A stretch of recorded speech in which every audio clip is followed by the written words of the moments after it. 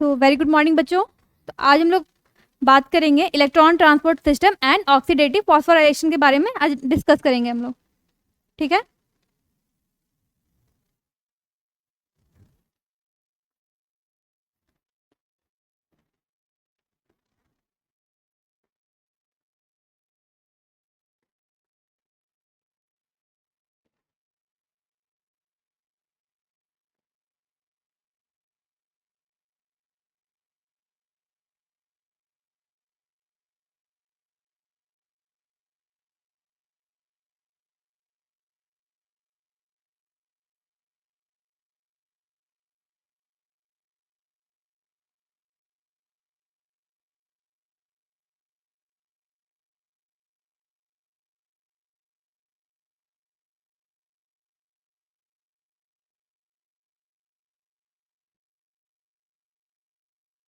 इस टॉपिक में हम डिस्कस करेंगे इलेक्ट्रॉन ट्रांसपोर्ट के बारे में। बेसिकली हम अगर नाम से ही देखें तो इस इलेक्ट्रॉन ट्रांसपोर्ट सिस्टम इससे ही समझ में आ रहा है कि बेसिकली यहाँ पे क्या होगा, इलेक्ट्रॉन का ट्रांसपोर्ट होगा from one carrier to another carrier. इसका एक ओवरव्यू देख लेते हैं हम लोग कि आखिर इसमें हमें क्या क्या डिस्कस करना है। क्रेब साइकिल कहाँ चलता है? माइटोकॉन्ड्रिया के मैट्रिक्स में चलता है।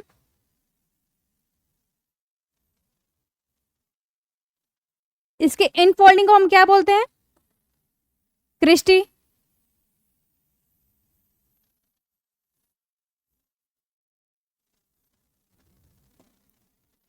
क्रेब साइकिल कहाँ चला हमारा? माइटोकॉन्ड्रिया के मैट्रिक्स में। अब माइटोकॉन्ड्रिया किस चीज की फॉर्मेशन करता है? NADH2 और FADH2 की फॉर्मेशन करता है।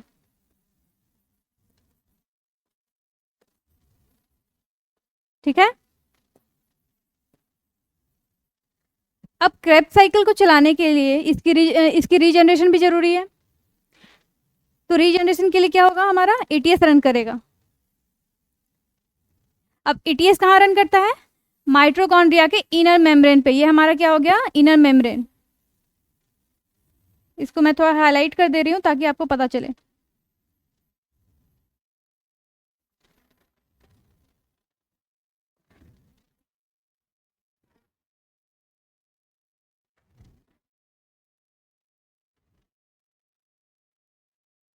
ठीक है।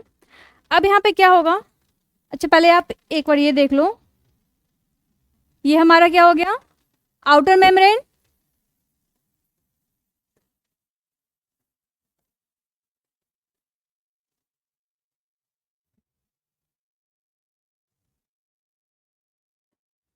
ये हमारा क्या हो गया? Inner membrane.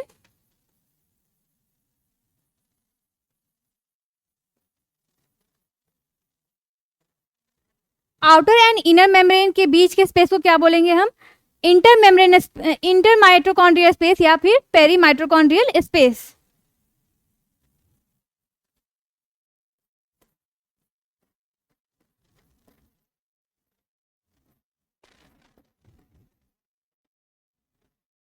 सॉरी, क्या बोलेंगे? इंटर मेम्ब्रेन स्पेस या फिर पेरी माइटोकॉन्ड्रियल स्पेस, क्योंकि ये क्या है? आउटर एंड इनर के बीच का जो सरफेस है उसे हमने क्या नाम दिया? इनर या तो फिर पेरी माइटोकॉन्ड्रियल स्पेस। इतनी बात क्लियर है। अब यहाँ पे क्या होगा, अगर हम देखें बेसिकली हाइड्रोजन है, हाइड्रोजन के पास क्या प्रेजेंट होता है? एक प्रोटॉन एंड एक इलेक्ट्रॉन प्रेजेंट होता है। ठीक है। तो अब यहाँ पे क्या होगा? NH2 से हमने क्या लिया? हाइड्रोजन लिया। हाइड्रोजन अपने इलेक्ट्रॉन किसको दे रहा है? ETS को दे रहा है। इलेक्ट्रॉन ट्रांसपोर्ट सिस्टम में अपने इलेक्ट्रॉन को ट्रांसफर करवा रहा है। जो उसका प्रोटॉन बच गया वो कहाँ जाएगा हमारा? वो कहाँ ट्रांसफर होगा? पेरी माइटोकॉन्ड्रियल स्पेस में। ठीक है। और जो इलेक्ट्रॉन होगा वो फ्लो करेगा थ्रू दी ETS।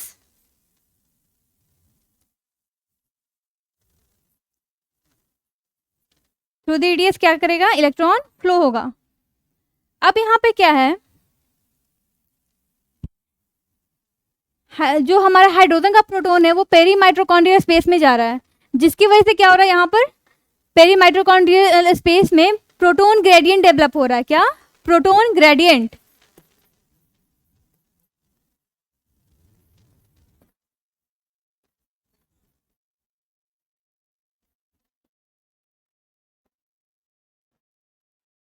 अब देखो यहाँ पर हमारा माइटोकॉन्ड्रिया है। माइटोकॉन्ड्रिया में क्या, मैट्रिक्स में क्या चल रहा है? Krebs cycle. अब माइटोकॉन्ड्रिया के इनर मेम्ब्रेन पे क्या प्रेजेंट होता है? ऑक्सीजोम। क्या? ऑक्सीजोम या फिर एटीपी सिंथेज। अब प्रोटोन ग्रेडियंट से हमारा प्रोटोन ट्रैवल करेगा और वो ट्रांसफर करेगा कहाँ? ऑक्सीजोम एंड एटीपी सिंथेज के पास।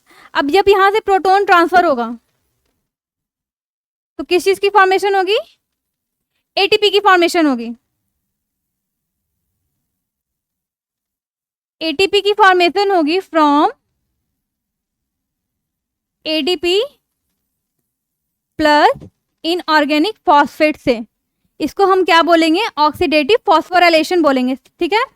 अब यहाँ पे देखो जो हमारा ईटीएस में इलेक्ट्रॉन ट्रैवल कर रहा है वो इलेक्ट्रॉन लास्ट में कौन एक्सेप्ट करता है? हमारा ऑक्सीजन। अब यहाँ पे बताओ अगर हम ऑक्सीजन ब्रीदिंग ना ले, कुछ मिनट के लिए अगर ना ले तो हम कैसा फील करते हैं? अनकंफर्टेबल, अनईजी फील करते हैं, राइट। उसी तरह से क्रेब्स साइकिल कैसा प्रोसेस है? एरोबिक प्रोसेस है। ठीक है। जहाँ पे क्या है? ऑक्सीजन की नीड है। अगर ऑक्सीजन यहाँ पे इलेक्ट्रॉन नहीं लेगा तो ईटीएस क्या होगा? ब्लॉक हो जाएगा। जब ईटीएस ब्लॉक होगा तो हमारा क्रेब्स साइकिल भी रन नहीं करेगा। ठीक है, इतनी बात समझ गए। और यहाँ पे याद रखना कि हमारे ऑक्सीजन का क्या काम होता है? बस एक ही रोल होता है कि वो क्या करता है? इलेक्ट्रॉन को एक्सेप्ट करता है और फर्दर ये फॉर्मेशन करता है किसका? H2O का, यानी मेटाबॉलिक वाटर बोलते हैं, यहाँ पे वाटर का फॉर्मेशन होगा। So this is an overview किसका? इलेक्ट्रॉन ट्रांसपोर्ट सिस्टम का। अब हम इसके डिटेल में बात करेंगे।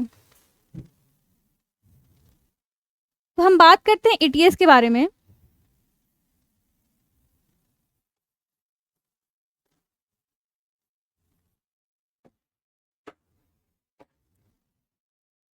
तो ईटीएस में बेसिकली क्या होते हैं? 5 कॉम्प्लेक्सेस होते हैं।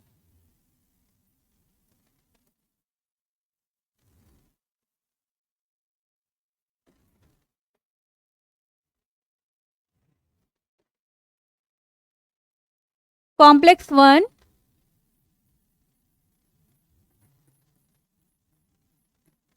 Complex 2, complex 3,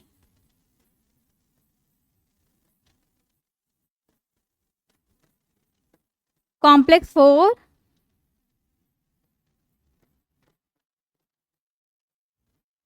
complex 5।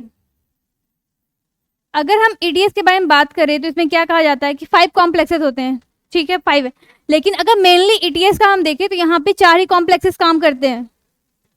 कौन कौन से? Complex 1, complex 2, complex 3, complex 4। Complex 5 में क्या होता है? बेसिकली प्रोटोन का ट्रांसफर होता है। इसलिए हम बेसिकली किसको लेते हैं? कॉम्प्लेक्स 1 से लेकर 4 को हम ईटीएस में काउंट करते हैं। 4 कॉम्प्लेक्सेस को हम काउंट करते हैं।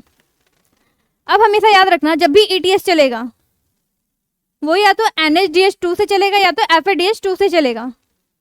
कभी भी ईटीएस स्टार्ट होगा या तो NH2 से या फिर FADH2 से, क्योंकि हमारे क्रेब्स साइकिल से किस चीज की फॉर्मेशन हो रही है? NH2 एंड FADH2 की फॉर्मेशन हो रही है। अब यहाँ पे देखो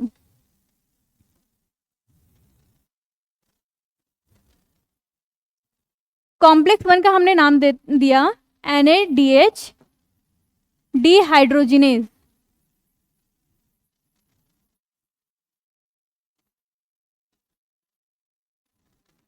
कॉम्प्लेक्स 2 का हमने क्या नाम दिया? सक्सिनेट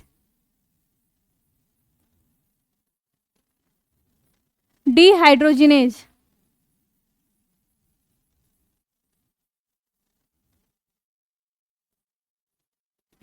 कॉम्प्लेक्स 3 का हमने नाम दिया साइटोक्रोम C रिडक्टेज। कॉम्प्लेक्स 4 का हमने नाम दिया cytochrome C oxidase. And complex 5 oxysome या फिर एटीपी सिंथेज। ठीक है। ये चारों कॉम्प्लेक्सेस है ना, ये सारे क्या है, कॉम्प्लेक्सेस सारे क्या है, प्रोटीन है। क्या है, प्रोटीन। अब इसमें क्या होगा, इलेक्ट्रॉन का फ्लो होगा। तो हमेशा याद रखना, मैंने क्या बोला कि हमारा जब भी इलेक्ट्रॉन ट्रांसपोर्ट सिस्टम स्टार्ट होगा या तो फिर NADH2 से होगा या फिर FADH2 से।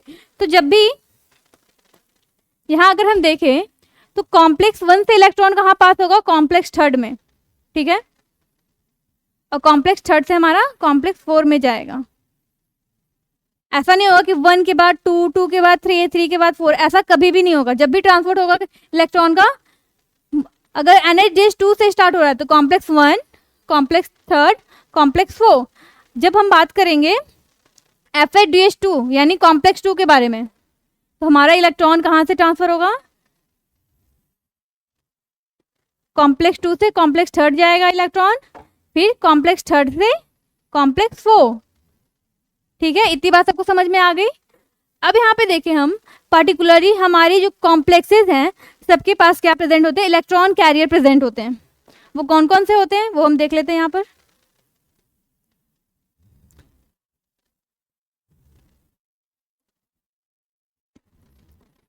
FMN, फ्लेविन मोनो न्यूक्लियोटाइड, इसको हम बोलते हैं। देन आयरन सल्फर प्रोटीन, ठीक है। जब हम बात करेंगे कॉम्प्लेक्स 2, क्रेब्स साइकिल में भी हमने देखा, वहाँ क्या होता है, सक्सिनिक एसिड फ्यूमेरिक एसिड में चेंज हो जाता है, वहाँ हमने पढ़ा था। तो सेम यहाँ पे भी हम बात करेंगे succinate dehydrogenase.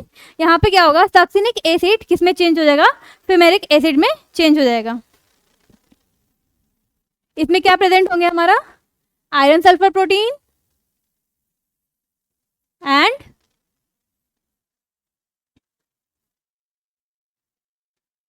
Cytochrome C।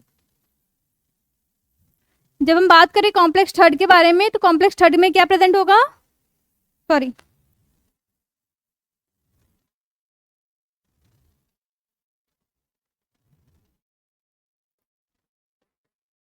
FADH2।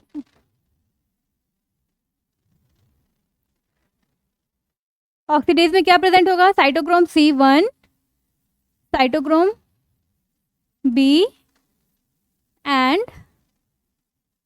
Iron sulphur protein. जब हम कॉम्प्लेक्स नंबर 4 में देखें तो यहाँ पे क्या होगा, 2 कॉपर सेंटर प्रेजेंट होंगे, 2 Cu सेंटर। एंड यहाँ पे क्या प्रेजेंट होगा, cytochrome A, cytochrome A3 and last हमारा कॉम्प्लेक्स नंबर 5, इसमें क्या प्रेजेंट होंगे, F0 एंड F1। कॉम्प्लेक्स 5 में क्या होगा, ATP की फॉर्मेशन होगी। इतना हमने देख लिया। अब इसके आगे जाते हैं हम। अब इसके पाथवे को हम समझेंगे, ETS के पाथवे को समझेंगे हम।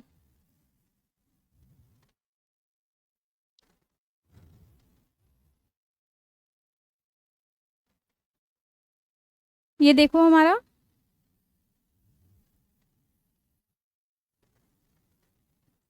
मैंने क्या बताया था, ETS कहाँ रन करेगा, माइटोकॉन्ड्रिया के इनर मेम्ब्रेन पे। तो ये क्या हो गया हमारा, माइटोकॉन्ड्रिया का इनर मेम्ब्रेन।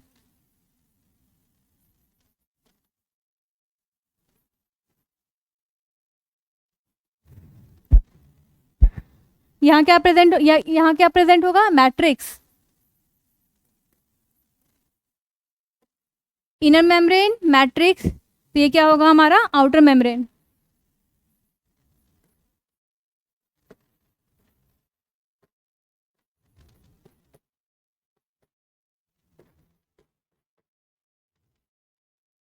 अब यहाँ पे देखो, जो हमारा इनर मेम्ब्रेन है, माइटोकॉन्ड्रिया के इनर मेम्ब्रेन पे सारे कॉम्प्लेक्सेस प्रेजेंट होंगे। मैंने बताया था जब ओवरव्यू मैं दे रही थी तो क्या था, inner membrane and outer membrane के बीच के स्पेस को क्या बोलते हैं हम, पेरी माइटोकॉन्ड्रियल स्पेस। अगर शॉर्ट में लिखे तो PMS या फिर IMS। अब यहाँ पे सारे कॉम्प्लेक्सेस देखते हैं। हाँ, एक बात ध्यान रखना, कॉम्प्लेक्स 1, कॉम्प्लेक्स 3, कॉम्प्लेक्स 4, ये तीनों क्या है, हमारे प्रोटॉन पंप की तरह काम करेंगे। क्या, प्रोटॉन पंप। यहाँ लिख देती हूँ मैं,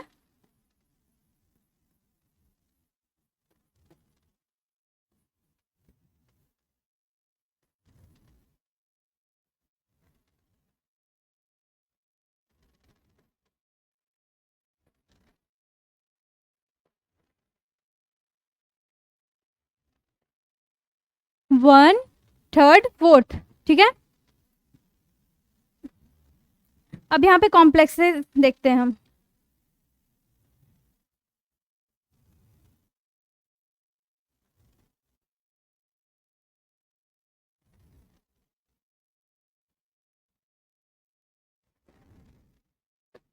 ये हमारा हो गया कॉम्प्लेक्स वन। कॉम्प्लेक्स वन के बाद क्या आएगा?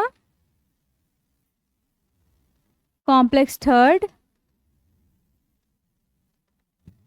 कॉम्प्लेक्स थर्ड के बाद क्या आएगा? Complex second. कॉम्प्लेक्स सेकंड के बाद क्या आएगा हमारा? Complex fourth. उसके बाद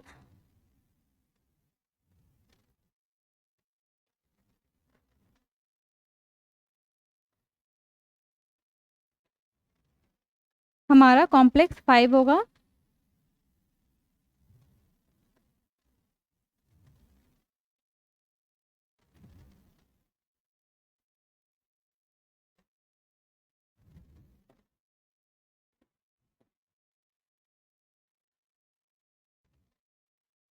ठीक है,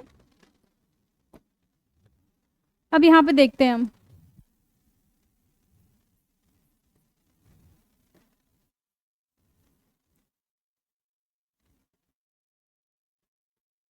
ये हो गया complex one, complex third. See basically यहाँ पे डिनोट कर रहा है कॉम्प्लेक्सेस को। Complex second, complex four, complex five. ठीक है, अब क्रेब साइकिल में क्रेब साइकिल कहाँ चल रहा था हमारा? माइटोकॉन्ड्रिया के मैट्रिक्स में।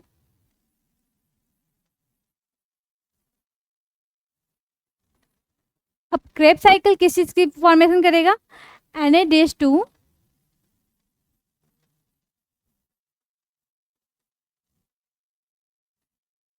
अब Na-2 क्या करेगा? अपने हाइड्रोजन किसको देगा? FMN को देगा। फ्लेमिन मोनो न्यूक्लियोटाइड को क्या देगा? अपने हाइड्रोजन को देगा। अब मैंने पहले ही डिस्कस किया था कि ये हमारा हाइड्रोजन है, इसके पास क्या प्रेजेंट होता है? One proton and one electron, right. तो यहाँ पे क्या होगा? FMNH2 के पास आता है क्या? हमारा हाइड्रोजन। तो ये हाइड्रोजन किसको देता है? FMNH2 को देता है। ठीक है, अब यहाँ से क्या होगा? ये फिर यहाँ से NAD बनेगा, फिर NAD से क्या होगा? फिर से क्रैब साइकिल चलेगा, फिर से NADH2 बनेगा, ये फिर कंटिन्यूअसली रन करेगा। अब यहाँ से क्या होता है? FMNH2 क्या करेगा? अपने इलेक्ट्रॉन और प्रोटॉन किसको देगा? आयरन सल्फर प्रोटीन को। ठीक है, आयरन सल्फर प्रोटीन क्या बोलता है? मैं तो इलेक्ट्रॉन कैरियर हूं, मैं क्या करूंगा? मैं तो इलेक्ट्रॉन नहीं लूंगा, सॉरी मैं प्रोटॉन नहीं लूंगा। तो फिर यहाँ पे क्या होता है?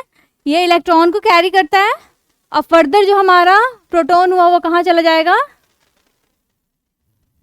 पेरी माइटोकॉन्ड्रियल स्पेस में। ठीक है, अभी मैं काउंटिंग पे नहीं जा रही हूँ, बस यहाँ पे जो फ्लो है वो हम देखेंगे।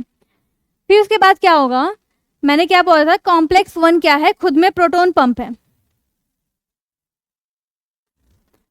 खुद में क्या है? Proton pump. तो ये मैट्रिक्स में हमारा क्या प्रेजेंट होता है? प्रोटॉन।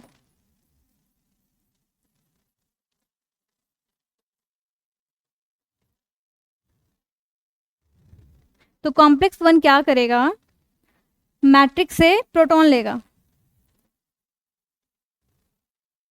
मैट्रिक्स से प्रोटॉन लेकर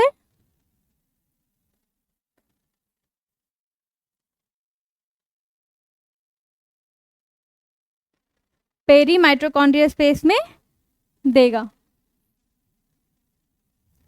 मैंने अलग कलर से शो किया है ताकि बाद में काउंटिंग इजीली होता है। ठीक है, मैट्रिक्स से क्या लिया? प्रोटॉन, फर्दर ट्रांसफर हो गया पेरी माइटोकॉन्ड्रियल स्पेस में। ये हमने बात की कॉम्प्लेक्स 1 के बारे में। अब आयरन सल्फर प्रोटीन क्या करेगा, अपने इलेक्ट्रॉन को ट्रांसफर करेगा, किसको, यूवी किनोन को। फर्दर यूवी किनोन क्या करेगा, UqH2 बनाएगा एंड मैट्रिक्स से क्या लेगा, प्रोटॉन को लेगा एंड फिर यहाँ से ये अपने इलेक्ट्रॉन किसको ट्रांसफर करेगा, साइटोक्रोम बी को। अब साइटोक्रोम बी क्या है, इलेक्ट्रॉन कैरियर है, तो क्या जो हमारा प्रोटॉन था यूवी किनोन के पास वो कहाँ चला जाएगा,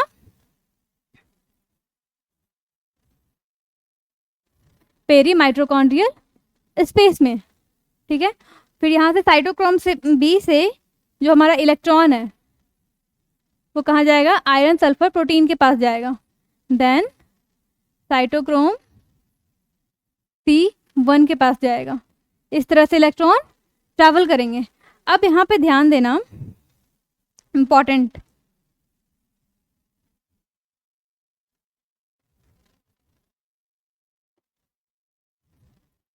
यहाँ पे जो हमारा इलेक्ट्रॉन किसने लिया था, साइटोक्रोम C1, वो इलेक्ट्रॉन को पास करेगा, ठीक है, इलेक्ट्रॉन को पास करेगा किसे,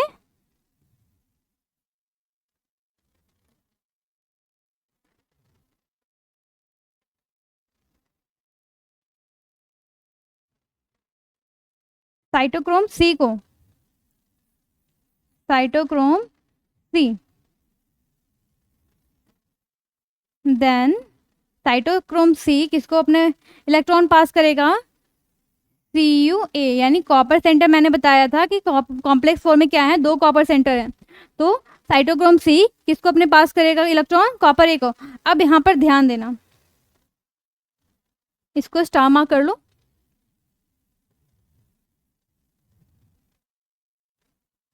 साइटोक्रोम C क्या है, मोबाइल कैरियर है, मोबाइल इलेक्ट्रॉन कैरियर होता है साइटोक्रोम C। ये क्या कर, और क्या है, सबसे छोटा प्रोटीन है। हमारे बुक में भी एनसीईआरटी में भी मेंशन है कि साइटोक्रोम C क्या है, स्मॉल इलेक्ट्रॉन कैरियर है एंड ये कहाँ प्रेजेंट होता है, ध्यान रखना, ये हमारे क्या, माइटोकॉन्ड्रिया का इनर मेम्ब्रेन, इनर मेम्ब्रेन के आउटर सरफेस से प्रेजेंट होता है, किस साइड, PMS यानी आउटर मेम्ब्रेन के साइड पे, इनर मेम्ब्रेन के आउटर सरफेस पे प्रेजेंट है। और ये क्या है, मोबाइल इलेक्ट्रॉन कैरियर है और एक बहुत ही छोटा प्रोटीन है, स्मॉल प्रोटीन है, ठीक है। अब ये क्या कर रहा है, रुको इसे कलर चेंज कर लेते हैं। अपने इलेक्ट्रॉन किसको दे रहा है, CuA, then cytochrome A, then cytochrome A3, then CuB। Cytochrome C अपने इलेक्ट्रॉन किसको दे रहा है, यहाँ पे मैंने बात किया था, 2 कॉपर सेंटर हो गए, CuA एंड CuB। CuA किसके साथ है, साइटोक्रोम A के साथ, और साइटोक्रोम A3 के साथ क्या है, CuB, ठीक है। यहाँ पे इलेक्ट्रॉन का ट्रांसफर होगा। अब मैंने क्या बोला था, कॉम्प्लेक्स 4 प्रोटॉन पंप है या नहीं है, तो यहाँ से बेसिकली क्या करेगा, यहाँ पे ना तो आयरन सल्फर प्रोटीन है ना ही यूबी किनोन है, तो इसके थ्रू क्या होगा, बस कॉम्प्लेक्स 4 क्या करेगा, अपने प्रोटॉन को ट्रांसफर करेगा।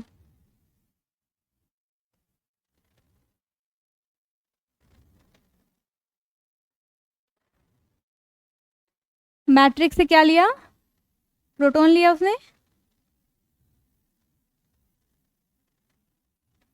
उसको कहाँ ट्रांसफर किया, PMS में। अब यहाँ पे देखो मैंने इसका किया, ये यहाँ पे जो हमारा कॉम्प्लेक्स 3 था ये भी तो प्रोटॉन पंप है, तो ये भी क्या करेगा, अपने इलेक्ट्रॉन को ट्रांसफर करेगा।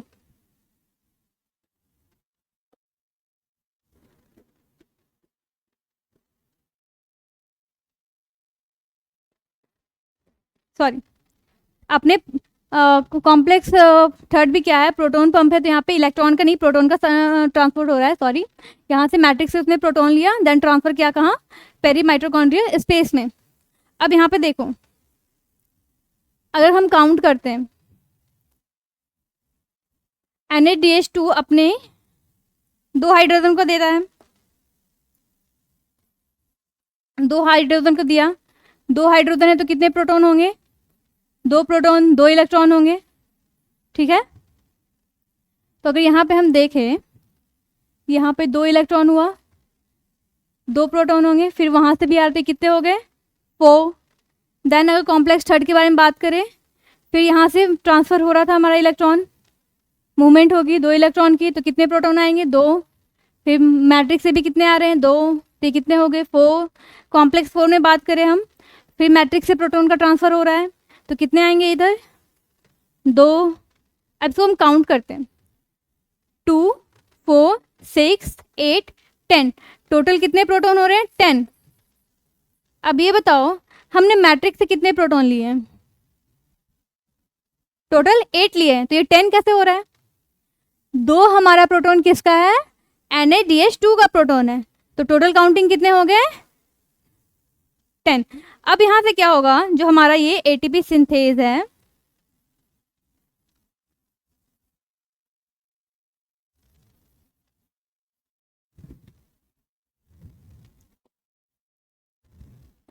जिससे यहाँ पे क्या हो गया, ये F0 और F1, ठीक है।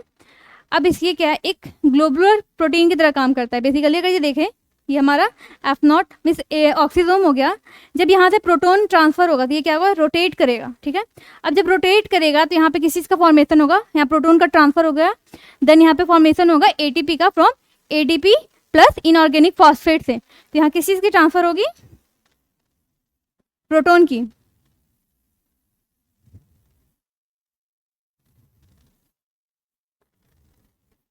ठीक है। एंड फॉर्मेशन होगा ATP का from ADP plus inorganic phosphate. अब यहाँ पे मैंने बोला कि 10 प्रोटॉन है, तो अगर यहाँ हम बात करें 10 प्रोटॉन है, तो NCERT में भी मेंशन कर दिया है यहाँ पर कि फोन प्रोटॉन किस चीज़ की फॉर्मेशन करता है? 1 ATP की। फोन प्रोटॉन 1 ATP की फॉर्मेशन करेगा। यहाँ पे ट्रैवल हुआ 4, यानी अगर हम बात करें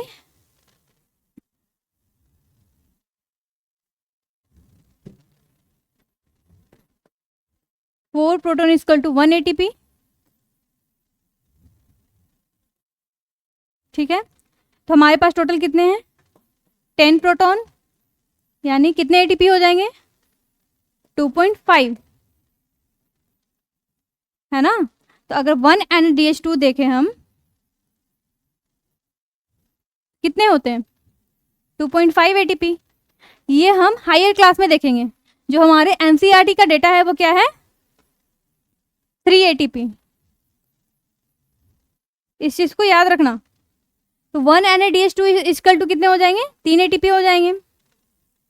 अब यहाँ पे देखो, अब तुम लोग के माइंड में आ रहा होगा कि मैम हमने मैट्रिक्स से तो 8 लिया था, पास तो 10 हो रहा है, तो जो रेस्ट हमारा प्रोटॉन हुआ वो क्या होगा? यहाँ पे पास हुआ, तो ये यहाँ जो हमारे CuB से जो इलेक्ट्रॉन पास हो रहा है वो कौन एक्सेप्ट करेगा? ऑक्सीजन, ठीक है। ऑक्सीजन एक्सेप्ट करेगा। फर्दर क्या होगा? यहाँ पे H2O यानी मेटाबॉलिक वाटर का फॉर्मेशन हो जाएगा। इसे ही हम क्या बोलते हैं? Metabolic water.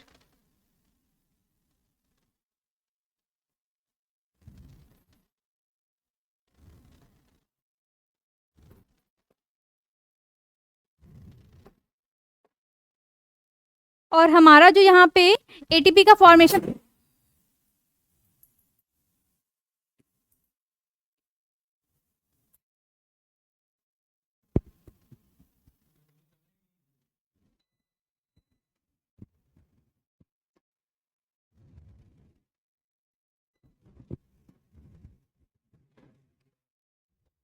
ठीक है, यहाँ पे क्या हुआ? इसे जो ATP का फॉर्मेशन हो रहा है that is known as oxidative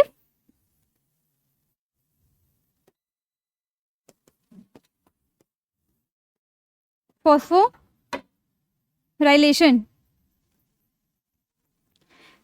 हमारे टॉपिक का क्या नाम था? Electron transport system and oxidative phosphorylation. तो यहाँ पे क्या हुआ, हमारा एटीपी का फॉर्मेशन हो रहा है जिसे हम क्या बोल रहे हैं, ऑक्सीडेटिव फॉस्फोराइलेशन। तो एक रिकैप ले लेते हैं, फिर फर्दर जो हमारा डिस्कशन बच गया है, जो बचा हुआ कॉन्सेप्ट है वो नेक्स्ट क्लास में हम देखेंगे।